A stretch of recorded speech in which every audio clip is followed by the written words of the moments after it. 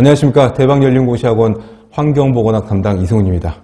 네, 이번 시간은 환경보건학 문제풀이 시간입니다. 첫 시간이어서 공부를 어떻게 하셔야 할지 먼저 말씀을 좀 드리고 책에 대한 소개를 좀 드리고 나서 시작을 해보도록 하겠습니다. 가지고 계신 책은 2023년 BTV북스에서 나온 환경보건 기출문제집이고요.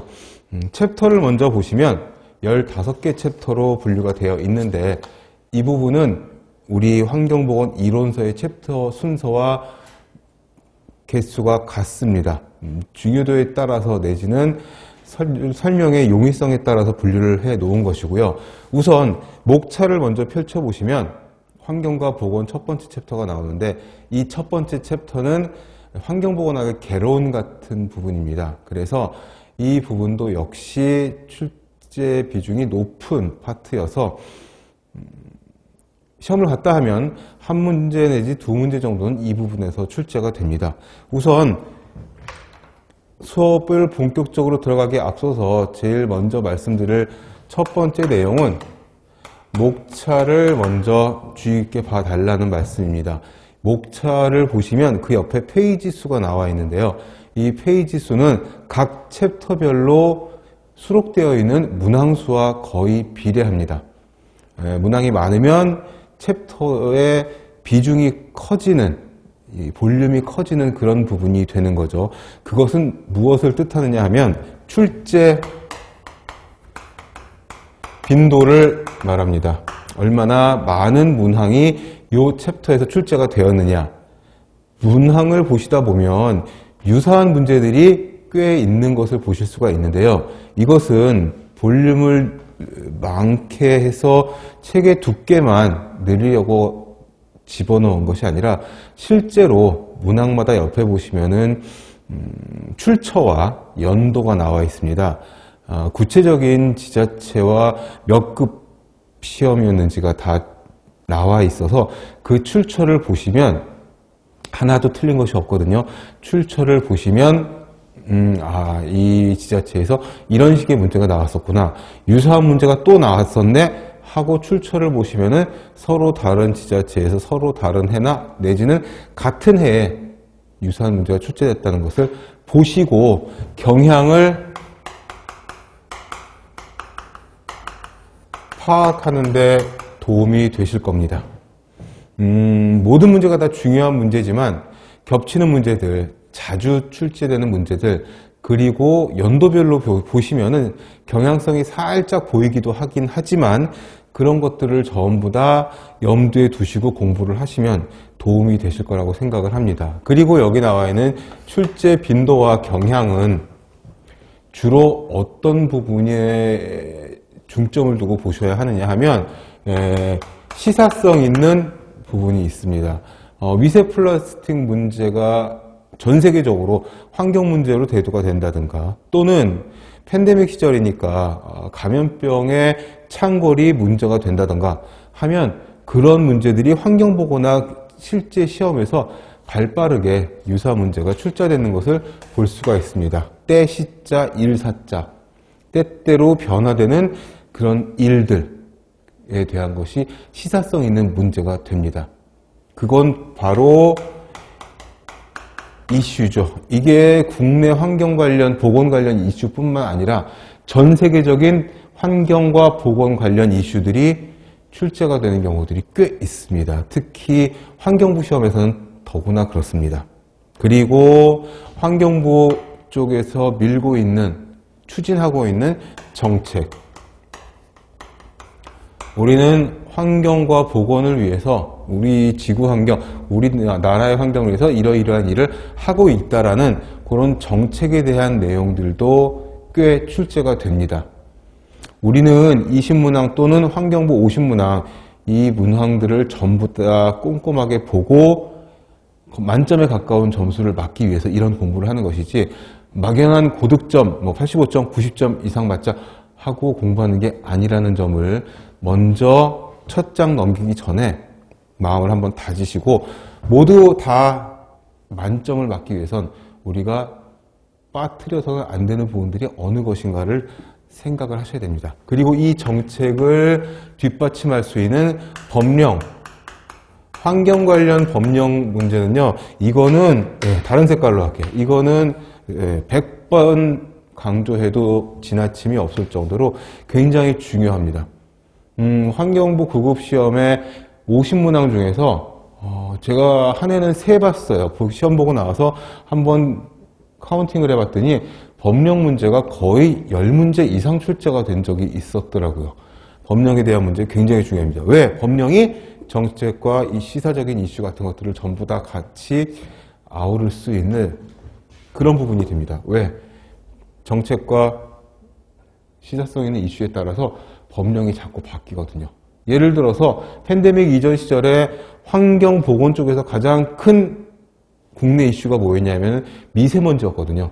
미세먼지가 너무너무 심하게, 특히 초미세먼지가 마치 감염병처럼 전국을 막 뒤덮을 때 미세먼지 관련 법령이 1년에도 2번, 3번씩 자꾸 바뀌었어요. 개정이 된 거죠. 법령이 업데이트 되는 겁니다. 그렇다면 시험에서는 업데이트된, 개정된, 바뀐 법령들이 출제가 될 확률이 되게 높습니다. 그래서 이 부분 되게 중요하니까 미리 목차 옆에 빈 공간이 많이 있으니까 거기다가 좀 체크를 해주시면 좋겠습니다. 그리고 이 3가지 외에 하나 더 중요한 부분, 그건 뭐냐 하면 화학물질에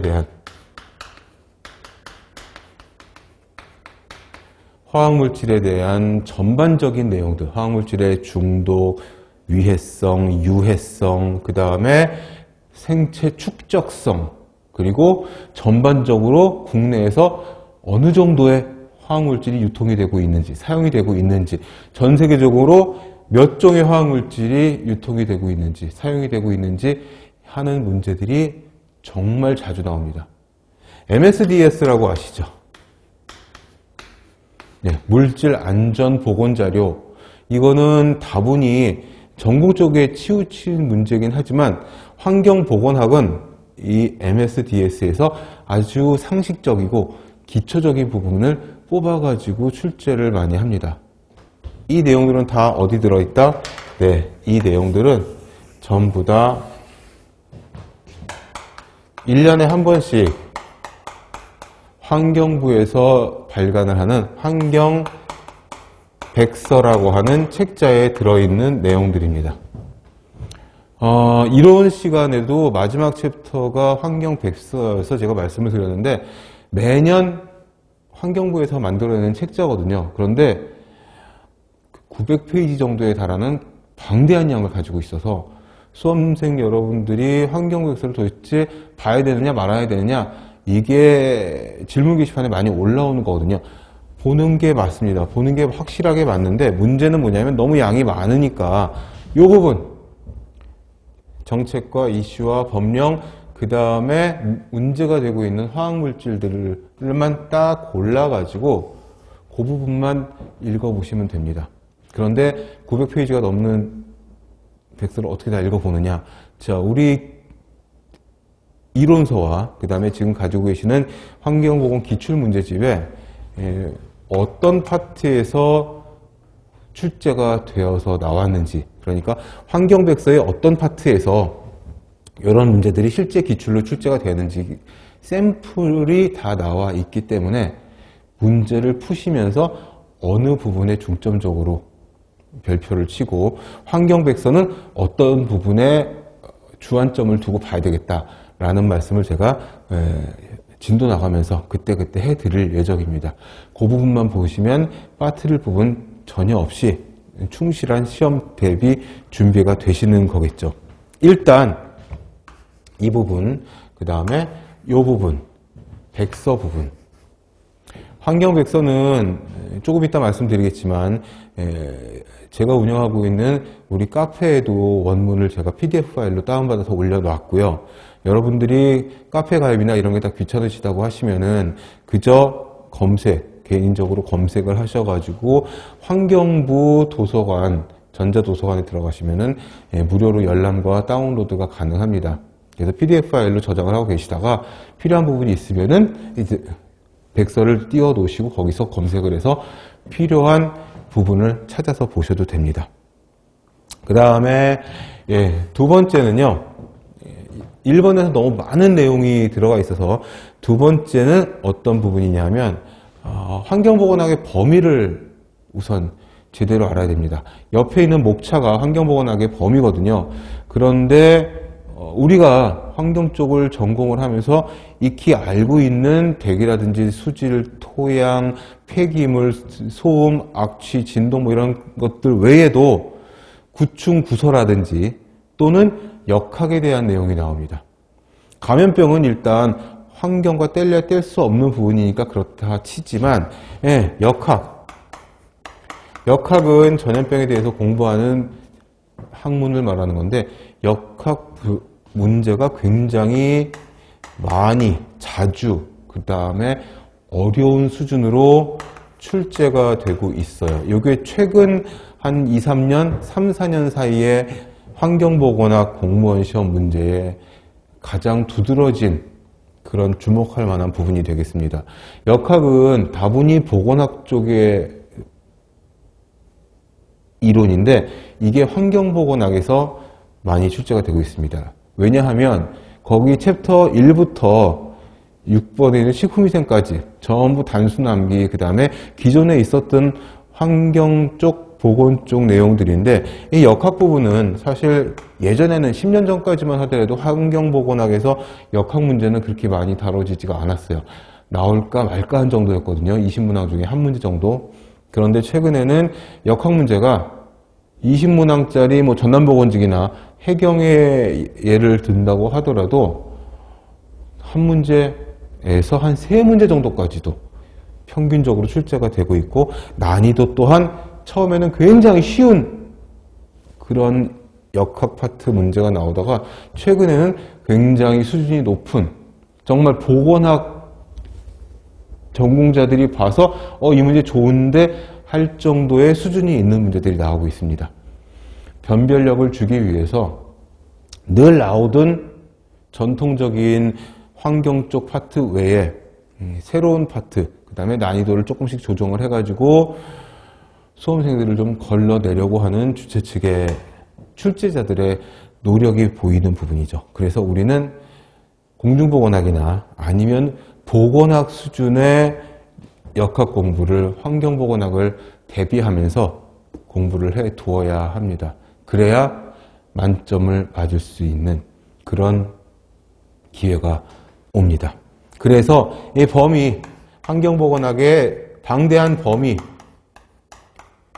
범위를 항상 염두에 두시고 환경은 사실 거의 모든 챕터가 다 들어가는 그런 방대한 과목이다라는 것을 염두에 두시고 새로운 범위, 나오는 범위 제가 그때그때 문제를 풀면서 하나씩 말씀을 드릴 테니까 그걸 보시고 같이 공부를 하시면 좋겠습니다.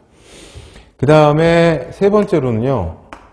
공부를 다 했어요. 외울 거 다 외우고 정책, 법령, 환경 백서까지 꼼꼼히 다 봐가지고 이제 나는 전 세계적인 환경보건 쪽의 이슈와 국내 정책, 노력 이런 것들을 다 알고 있고 역학 파트도 굉장히 이런 부분을 충실히 공부를 했다. 그런데 말이죠. 우리가 보는 시험은 객관식이거든요. 객관식은 잘 모르는 사람들이 객관식이어서 쉽겠다 생각을 하지만 사실 공부를 한 사람이라고 하면 객관식이 더 어려울 수가 있는 그런 부분입니다. 왜?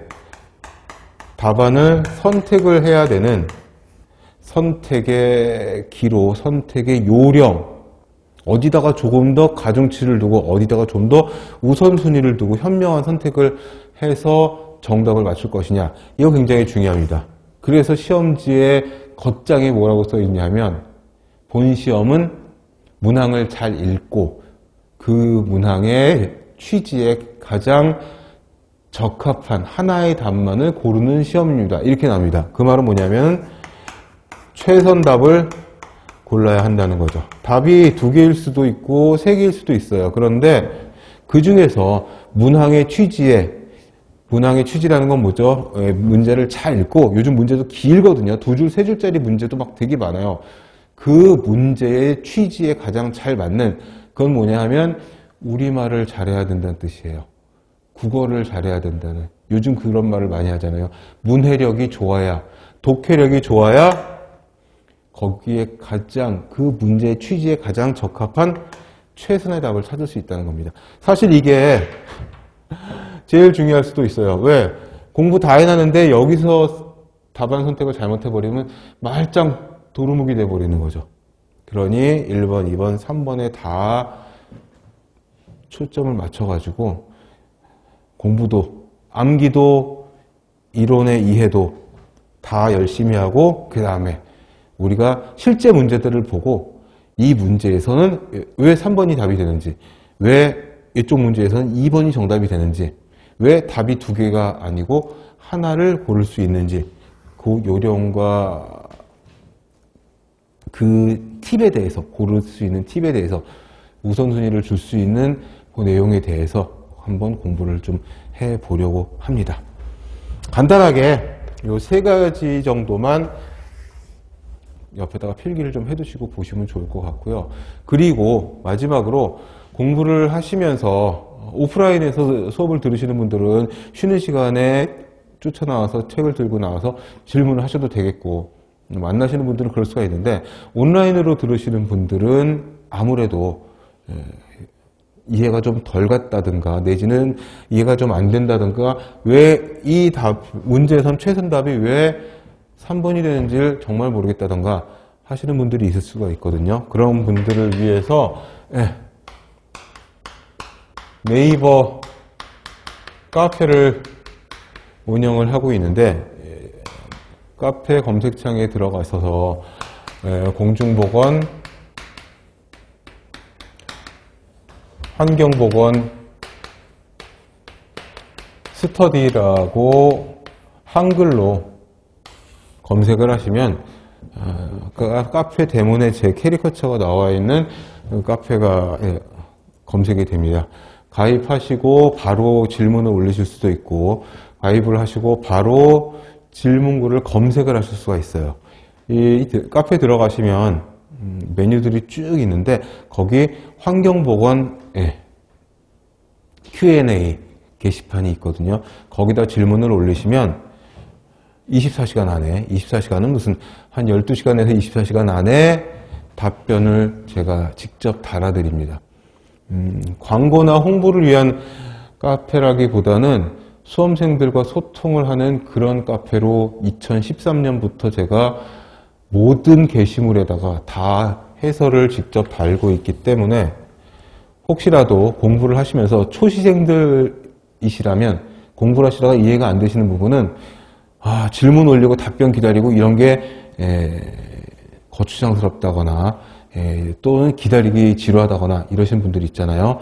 카페가 거의 지식인화되어 있어서 카페에 들어가서 카페 검색을 하시면 여러분들이 궁금한, 안 풀렸던 문제들은 과거 선배 응시생들이, 선배 수험생들이 공부하다가 궁금했던 걸 저한테 질문했던 해설들이 쭉 나와 있고, 인터넷에 올리는 제 질문에 대한 해설은 그냥 제 머릿속에서 보고서는 그냥 이거 쉬운 건데 하고 그렇게 대충 치는 것이 아니라 믿을 만한 문헌을 찾아서 확인을 해서 누구나 다 볼 수 있는, 가입만 하면 볼 수 있는 게시물들이기 때문에 정말 100번 양보해도 확실한 정답이 들어있는 해설만 제가 올려드리고 있어요. 그래서 초창기 때는 질문 하나, 답변을 제가 다는데 30분 이상, 1시간, 막 2시간 뭐 이렇게 걸린 적도 있었어요.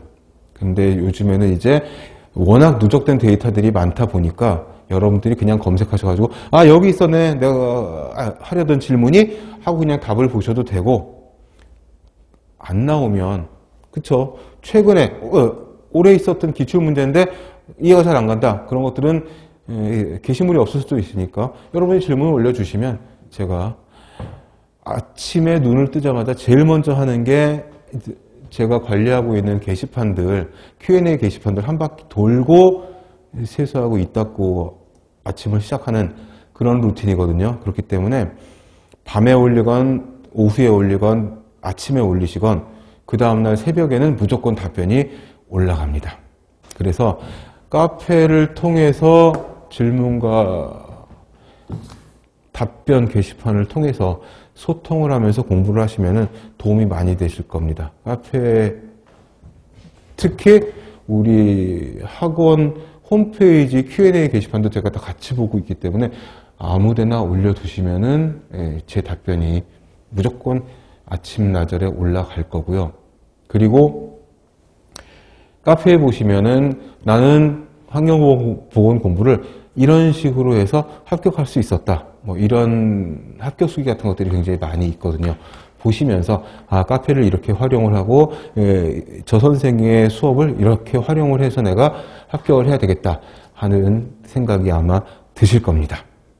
자, 여기까지 보시고 나머지 내용에 대해서는 문항을 하나씩 풀어가면서 그때그때 또 말씀을 해드리도록 하겠습니다. 자, 1장부터 11장 법규 환경받기 100서까지 이제 다 보고, 그리고 나서 이제 최종 모의고사가 6회 분량이 들어있는데 6회가 다 20문항짜리 모의고사가 아니고요. 중간에 이제 환경부 50문항짜리 세트도 하나 들어가 있기 때문에 문제는 우리가 이 문제집을 하나 꼼꼼하게 잘 보시고, 그리고 되풀이해서 보시면 아마 환경보건학 시험 보시는데 거의 어려움이 하나도 없으실 것으로 생각합니다. 2013년 이후로 제가 직접 환경보건학 시험을 보러 다니면서 직접 보고 복원해서 해설을 달아서 완성한 문제집입니다. 시중에 어떤 문제집도 이렇게 선생이 직접 시험을 보고 보자마자 나와서 문제를 복원해서 만들어 놓은 그런 문제집은 없습니다. 우리 문제집과 유사한 문제가 다른 교재나 이런 데 들어가 있다면 그것은 우리 교재를 보고 변형을 해서 만든 문제일 가능성이 높습니다. 그리고 마지막으로 하나만 더 알려드릴게요. 공부를 하는 방법 중에 아까 제가 처음에 말씀드린 게 뭐냐면 출제 빈도를 보시려면 챕터별로 페이지 수를 보면 페이지 수가 많으면은 출제가 많이 된 챕터다 이렇게 말씀을 드렸는데 그럴 수 있다라고 말씀을 드렸는데 그게 왜 그러냐면 문항수에 절대적으로 비례하는 건 아니에요. 왜 그러냐면 이제 함께 문제를 풀면서 보시다 보면 어떤 문항 뒤에는 해설이 한 3페이지 들어가 있는 그런 문제들도 있어요. 그거는 제가 볼륨을 두께를 두껍게 해가지고 책값을 많이 받아먹으려고 만든 그런 노력이 아니라 꼭 필요한 이론을 거기다가 숙지하시라고 해설을 보고 공부하시라고 올려놓은 겁니다. 무슨 소리냐 하면 문제에다가 답을 표시하고 문제다 이렇게 외워가지고 시험을 보실 수도 있지만 최근에는 응용해서 나오는 문제가 많지 예전처럼 정말 문제은행이어가지고 기출문제만 계속 한 5번 돌리고 가면은 거의 다 맞을 수 있는 그런 시험들이 아니에요. 최근에는 정말 문제은행에서 뽑아낸 그런 문제라 할지라도 살짝 포커스를 바꿔가지고 그래가지고 문제를 변형시켜서 많이 내요. 그렇기 때문에 문제를 보시고 그 밑에 제가 정말 풍부한 해설을 많이 달아놨어요. 그래서 이론 시간에 제가 그런 말씀을 드렸었거든요. 문제풀이를 저와 함께 하시고 나면 환경보건 제가 갖고 있는 미천을 다 보여드리는 거다. 다 퍼드리는 거니까 그것만 보시면은 시험 대비는 충분하다. 이런 말씀을 드렸던 것처럼 거의 모든 문제에서 파생될 수 있는 기본 이론들, 숙지해야 할 중요 이론들을 다 해설로 묶어뒀어요. 그래서 정말 중요한 거 노란색으로 쓸게요. 네. 문제 해설을 통한 공부. 이거 되게 중요한 내용입니다. 그래서 얘를 1, 2, 3번이니까 얘를 0번으로 놓고 오리엔테이션을 마치고 8페이지에 있는 1번 문제, 환경과 보건의 1번 문제부터 들어가 보도록 하겠습니다. 문제집의 구성은 챕터별로 되어 있고 각 챕터별로 가장 최근의 문제가 가장 앞에 나와 있어요. 그러니까 각 챕터별로 1번부터 한 7, 8번, 10번 정도까지는 전부 따끈따끈한 올해 출제된 문제들이라는 거죠. 그래서 출제 경향을 파악을 하실 수가 아마 있으실 겁니다. 자, 1번. 8페이지 1번입니다. 물세의 서식지로서 국제적으로 중요한 습지의 보호에 관한 협약은, 자, 출처를 보시면 올해 있었던 환경부 문제입니다. 환경부 문제니까 당연히 오지선다로 되어 있고요. 이런 문제가 전남도 마찬가지, 해경도 마찬가지, 환경부도 마찬가지, 첫 번째 문제로 많이 등장을 합니다. 그래서 이론서를 따로 가지고 있지 않으시더라도 또는 제 이론서나 아니면 다른 출판사의 이론서를 갖고 계신다고 하더라도 이 문제집의 해설을 보시면 1번부터 5번까지 전부 다 해설을 달아놨어요. 그러니까 정답은 3번 람사르, 습지하면 람사르잖아요. 람사르지만 그것만 외우고 넘어가는 게 아니라 로테르담 협약은 뭐였더라? 아, 이거는 특정 유해 화학 물질의 국가 간 교역에 있어서 사전 통보 승인, 거기 관한 협약이었구나. 리우 협약은 뭐였더라? 아, 리우 협약은 이거는 유엔 환경 개발 회의에서 기후 변화 협약을 한 거였구나. 람사르는 습지였고 파리 협약은 뭐지? 파리 협약 이게 온실가스로구나. 해서 해설을 보면서 다시 한번 리마인드에서 복습을 하는, 그래서 반복해서 학습할 수 있는 그런 부분이 됩니다. 문제 자체는 어렵지 않으나 여기서 로테르담이나 또는 런던 협약을 정답으로 만들어서 문항을 바꿔서 낼 수 있다는 것을 항상 염두에 두시고, 왜냐하면 늘 그런 식으로 나왔었으니까. 또는 1번부터 5번까지 보기를 박스에다가 가나다라로 집어넣은 다음에요.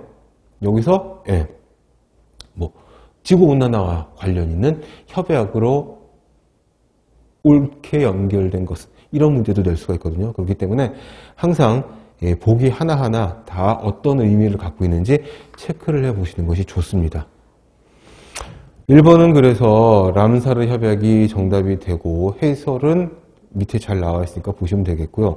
2번 문제를 중요 표시를 해주세요. 이게 올해 환경부 문제인데 환경부는 매년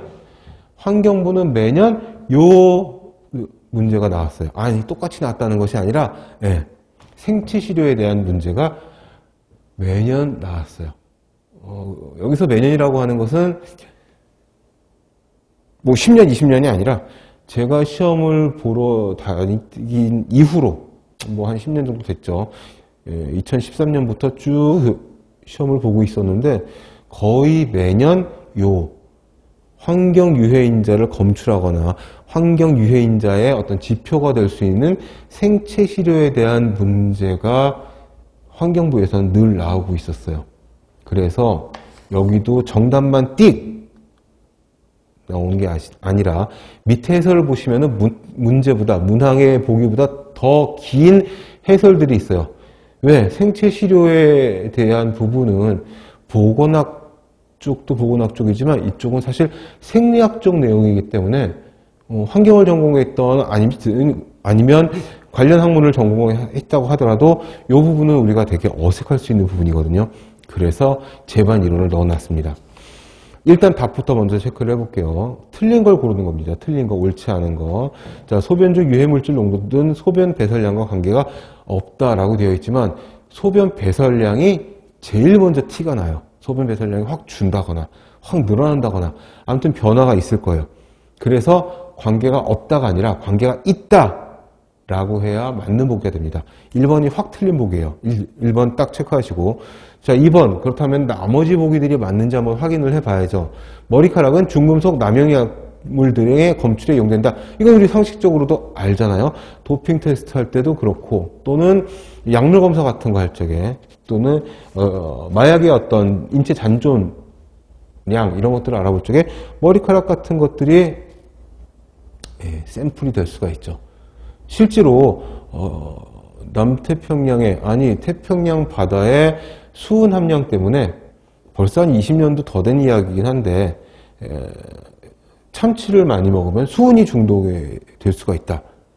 우리나라 사람들이 참치 통조림을 많이 먹기 때문에 참치의 이 소비량이 많아서 참치가 함유하고 있는 수은을 우리가 많이 먹기 때문에 우리나라 사람들 머리카락을 분석을 해보면 거기서 수은이 검출된다. 이런 괴담 아닌 괴담이 돌았던 적이 있었거든요. 머리카락이나 이런 부분들은 우리 몸에서 배설이 되지 않고 남아서 잔존하는 그런 생체 시료이기 때문에 이런 것들을 검출할 수 있는 지표가 됩니다. 맞는 보기 2번 수유 신생아, 엄마 젖을 먹는 신생아를 말하는 거죠. 신생아의 노출 평가는 모유 분석, 당연하죠. 엄마에게 젖을 먹기 때문에 엄마 체내에 유해 물질이 있다고 하면 그게 모유를 통해서 신생아에게 들어갈 수 있다는 거죠. 실제로 예전에 DDT 경우에 사용과 판매, 수입, 뭐 이런 것들, 제조 이런 것들 전부 다 금지가 되는데도 불구하고 신생아의 혈액에서 DDT 성분이 나온 적이 있었어요. 그 노출 경로는 엄마의 모유를 통해서였죠. 그렇다면 엄마는 어디서 노출이 됐겠느냐? 엄마가 DDT를 살포하거나 사용했었던 시절에 살았던 사람이 아닌데도 불구하고 엄마 체내에 이 성분이 있을 수 있었다라는 얘기죠.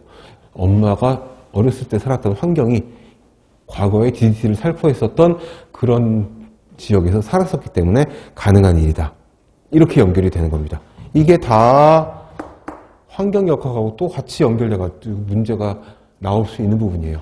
어느 하나 따로 딱 떨어져 있는 그런 부분이 아니라 다 연결. 환경과 질병과 유해물질과 다시 그 환경과 거기 살고 있는 사람과 생물 농축까지 다 연결이 됩니다. 4번 날숨은 체내 일산화탄소 노출의 직접적 지표가 될 수 있다. 들숨과 날숨이 있죠. 들숨은 들이마시는 거, 날숨은 내뱉는 거죠. 체내 일산화탄소 노출의 직접적 지표가 될 수 있습니다. 거기 해설 4번 보시면 날숨에는 수증기, 이산화탄소, 뭐 산소, 질소 이런 것들이 다 들어있고 실제로 체내 일산화탄소 농도를 체크를 할 적에 우리가 호흡기 검사를 하게 되는데 주로 이제 날숨을 통해서 일산화탄소 농도를 체크를 합니다.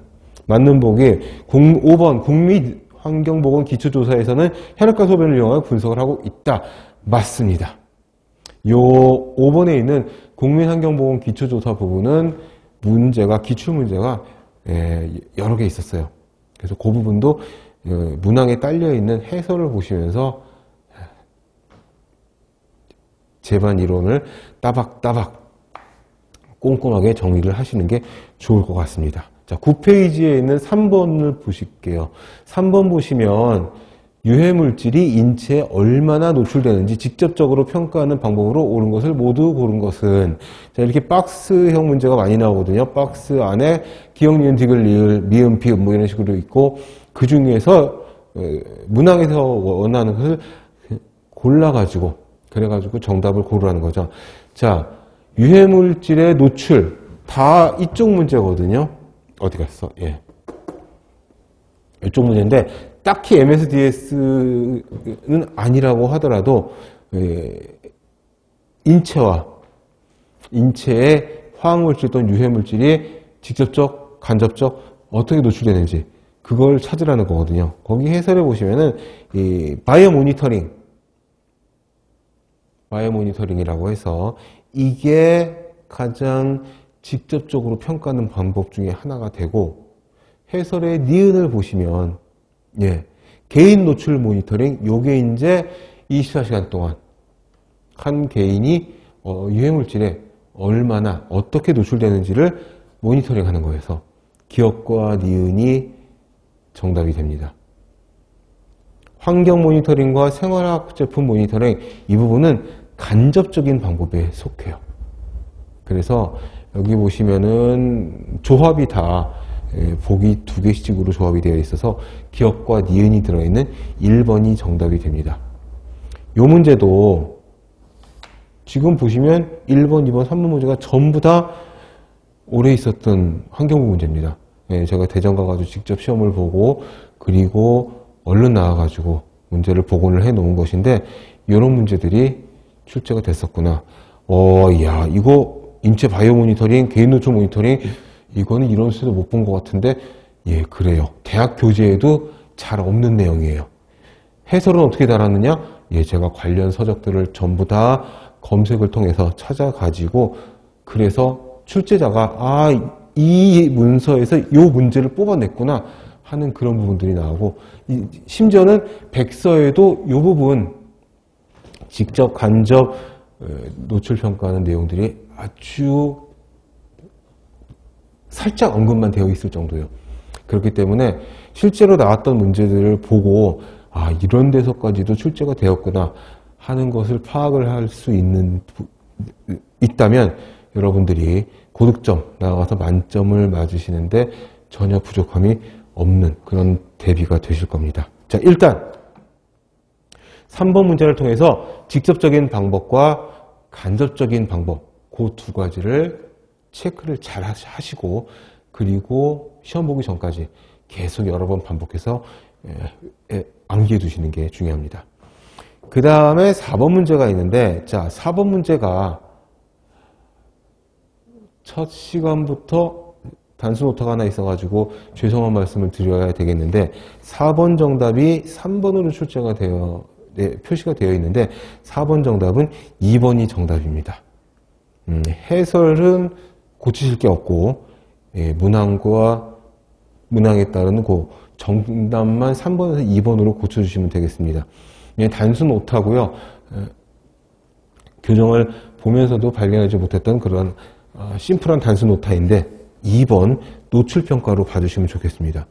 이 부분은 법제처에 들어가서 보시면 우리가 이제 공부를 하시면서 여러분들 예전처럼 공무원 시험 공부가 그냥 똘똘한 교재 한 권, 두 권 앞에다 펼쳐놓고서는 그거를 죽자하고 3회독, 5회독 막 해가면서 책상에 앉아서 그 책만 들여다보면서 공부하시는 것이 아니라 이 환경 쪽, 특히 환경보건 쪽에서는 법제처 폰으로든 아니면 뭐 랩탑이나 아니면은 뭐 태블릿 시건 간에 책상 위에 스마트 기기를 하나 올려놓으시고 법제처, 환경부, 질병청, 기상청 우리가 공부하면서 이 환경보호나 공부를 하면서 들어가서 확인을 해봐야 할 수험서에 있는 교재에 있는 내용들이 따끈따끈한 가장 최신의 정보를 갖고 있는 건지를 확인을 해봐야 하는 그런 사이트들이에요.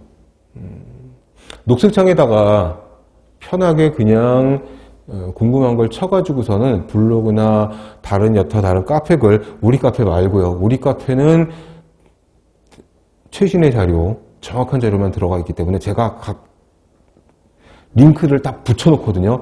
그래서 확실하지만 그 외에 여러분들이 그냥 랜덤하게 녹색창으로 검색해서 들어가서 볼 수 있는 다른 카페나 블로그들, 특히 개인 블로그들에 있는 그런 글들은 틀린 정보들이 너무나 많기 때문에 그쪽으로 검색을 하시면은 나는 편하게만 공부하고 고득점은 필요가 없는 사람이야 라는 그런 뜻으로 생각을 하시고 항상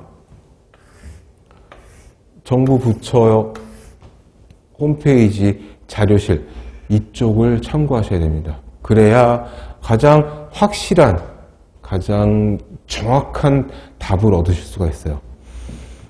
이 부분 4번 문제는 왜 이렇게 서론이 기냐 하면요. 그대로 나와 있어요. 다양한 환경 매체를 및 경로를 통해서 유해물질이 얼마나 노출되는지 결정하는 유해성 평가 단계는 노출 평가라고, 딱 뭐라고? 예, 화학물질의 유해성 평가 구체적 방법 등에 관한 규정이라고 하는 법제처에 들어가서 보시면 법령이 있어요. 어떤 법령이냐? 요거는 하나 써드릴게요. 화학물질 유해성 평가. 이 건문 좋겠는데 되게 길어요. 화학물질 유해성 평가의 구체적인 방법 등에 관한 규정.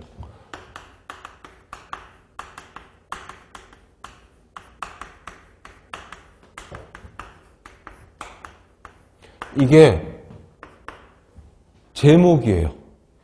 요 규정에 들어가시면 요 정의가 나와 있어요.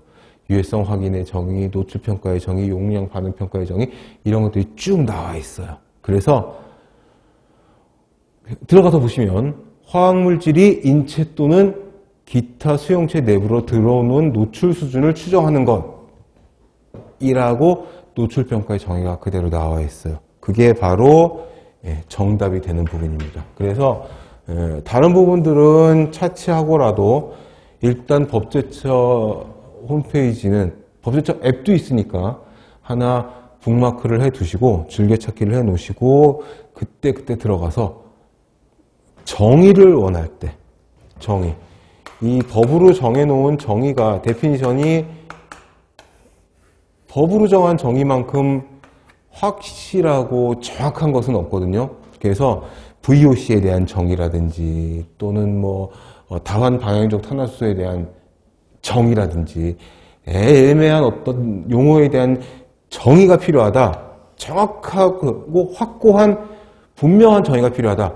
법으로 정한 정의만큼 이것보다 더 정확하고 확실한 건 없어요. 그래서 딴 거는 다 나중에 보시더라도 법제처 하나만큼은 줄기차게 해놓으시고 용어에 대한 정의가 필요하다.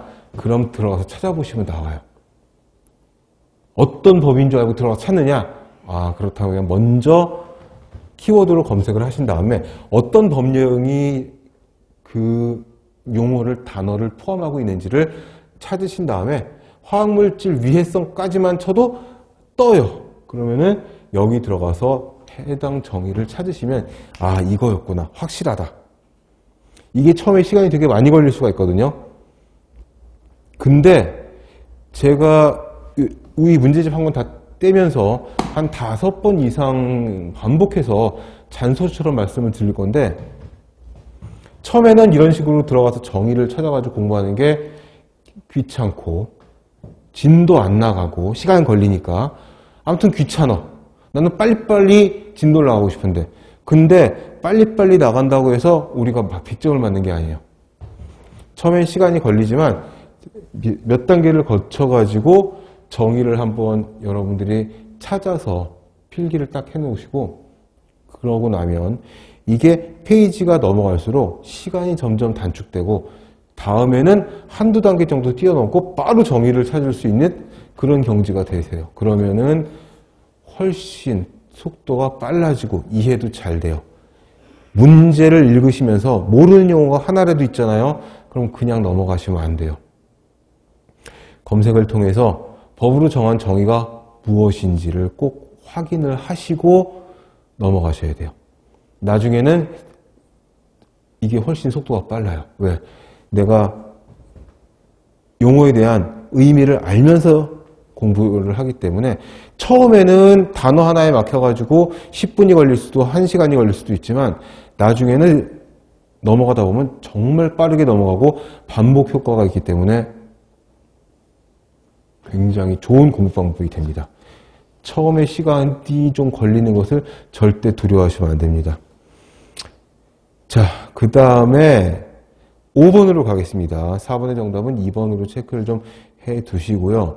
5번, 세계보건기구에서 제시하는 3대 보건지표로 옳은 것은 와, 재밌죠? 이것도 올해 문제예요. 이거는 100% 보건 쪽 문제지 환경보건 문제는 아니거든요. 이거는 완전히 공중보건학 범위예요. 그런데 출제가 됐어요. 에이, 뭐 언제적 문제, 이게 언제적 문제, 오래된 문제예요. 그런데 올해 출제됐다니까. 그러니까 무슨 소리냐면 공중보건학도 같이 만약에 준비하시는 수험생이 있으시다면 아시겠지만 이 문제 공중보건학에서는 되게 쉬운 문제거든요. 되게 쉬운 문제고 아주 오래된 개념이어서 요즘에는 잘 출제가 되지 않고 있어요. 그런데 허를 찔러서 환경부 환경직 문제에 이 문제를 훅 집어넣은 거죠.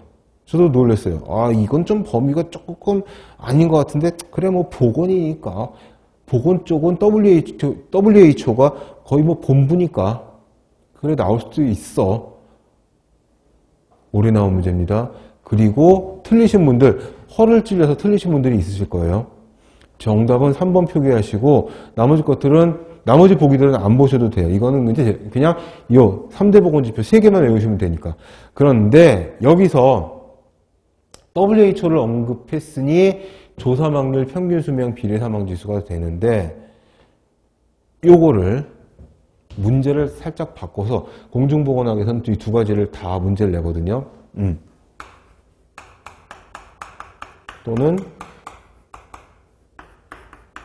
한 국가 간 또는 지역 간 3대 보건 지표를 묻는 문제가 있어요. 이거는 WHO의 3대 보건 지표와 달라요. 뭐냐면 이게 들어가요.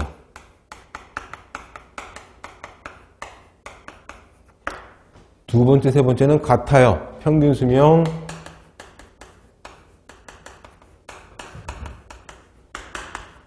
비례 사망 지수.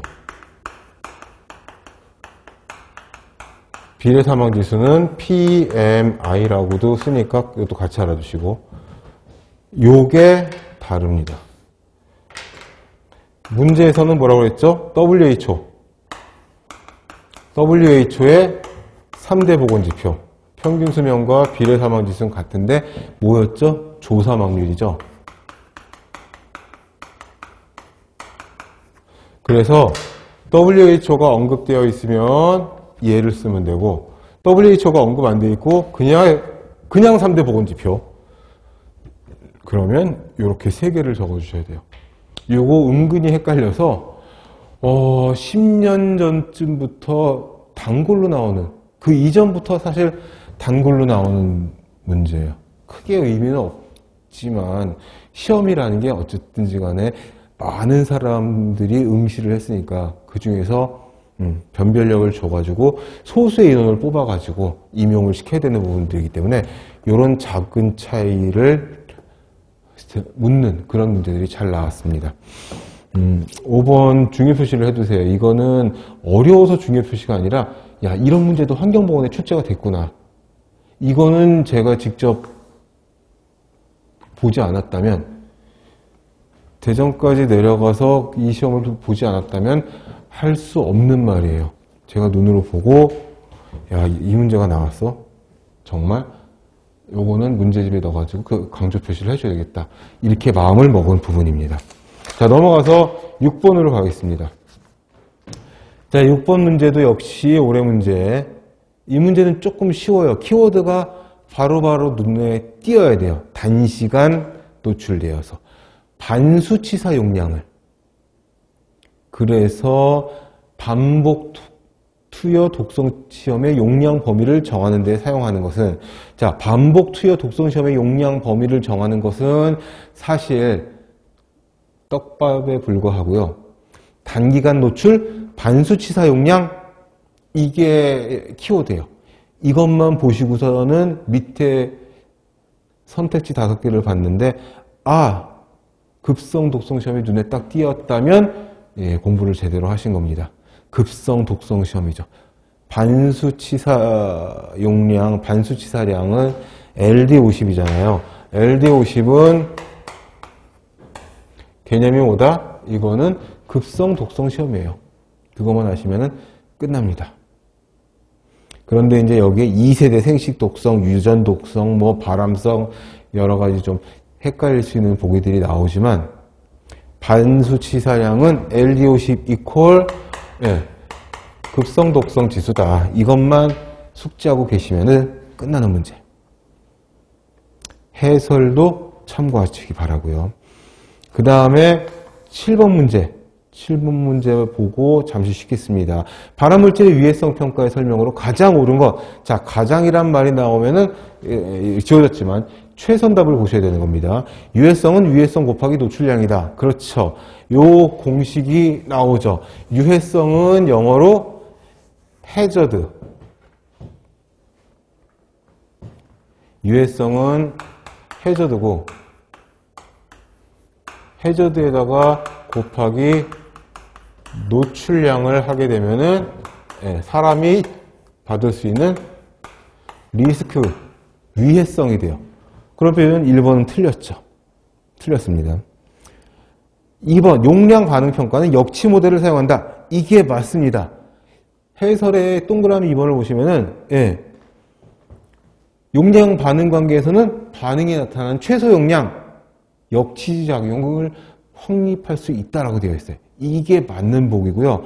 3번은 어디가 틀렸냐면은 최대 무독성, 최소 독성 용량, 예를 들어 용량 반응 평가를 결정한다. 최대 무독성 용량은요. 이거는 용량 반응 평가와는 관계가 없어요. 왜? 독성을 나타내지 않는 최소 용량을 투여를 하면서 보는 거기 때문에 용량과 반응과의 관계를 볼 수 있는 그런 건덕지가 없는 부분이에요. 용량 반응 평가라는 게 뭐예요? 1을 줬을 때 1만큼의 반응, 2를 줬을 때 3을 줬을 때 용량을 늘려갈수록 얘가 1시간을 버티다가 30분도 못 버티다가 먹자마자 죽어버리네? 용량에 따른 반응을 보는 건데 최대 무독성 용량은 이거는 뭐 반응이 없는 부분을 말하는 거니까 틀렸고 4번 바람 유해도는 일일 평균 노출량과 바람 잠재력을 곱하여 산출한다. 이 부분이 되게 어려운 보기거든요. 동그라미 4번에 있는 초과바람 유해도 공식이 있어요. 거기 보시면은 노출량 곱하기 바람력이죠. 그래서 일일 평균 노출량에서 틀렸고 바람 잠재력에서 틀린 겁니다.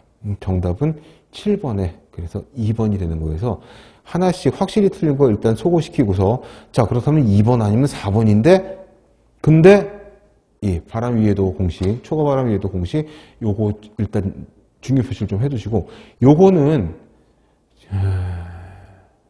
환경부에서 지금 3년째 매년 출제가 되고 있어요. 요 공식에서. 그래서 요거는 형광펜으로 좀 체크를 하시고 중요 표시하시고 외워두시는 게 좋겠습니다.